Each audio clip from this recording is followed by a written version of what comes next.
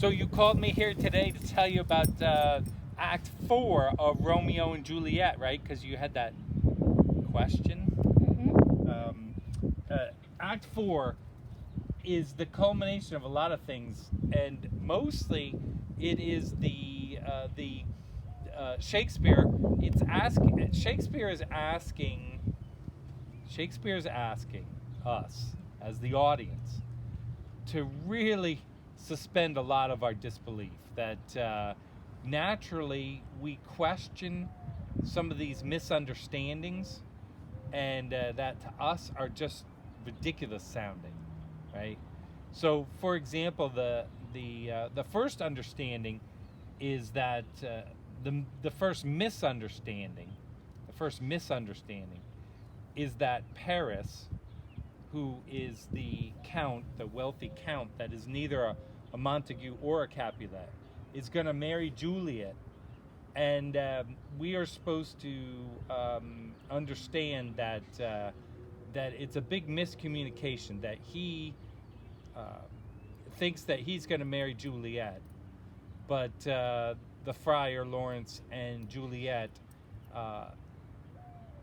know, as well as the audience, that this cannot happen, because Friar Lawrence has married Romeo and Juliet just I guess a few hours prior, and Juliet finds Paris at Friar Lawrence's place, and he's the last person she wants to see.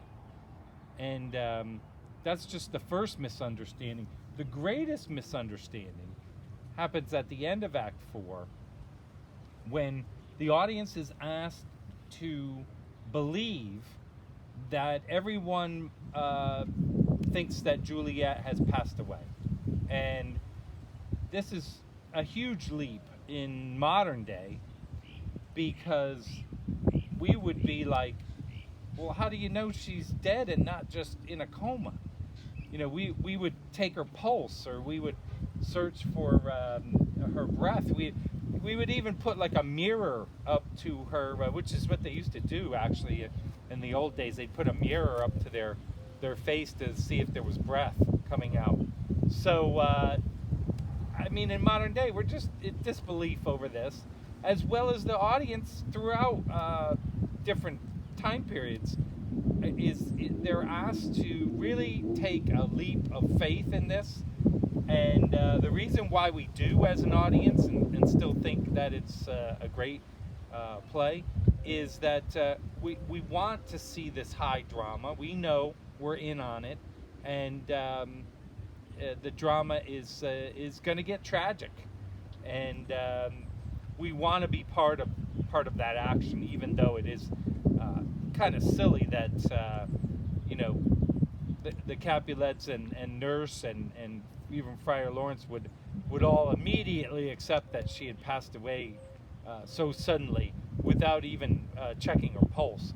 So they immediately go into these rants of lamentation and woe and all this, and they're all talking at once, and it's just it's a lot for the audience to swallow, especially after Shakespeare has intentionally made so much of Lord Capulet being so excited about the wedding, and he's giddy, tripping around. He just can't wait for this wedding, and so that's something that Shakespeare did on purpose, was juxtapose the great happiness that Lord Capulet feels, and then all of a sudden, she's passed away, which is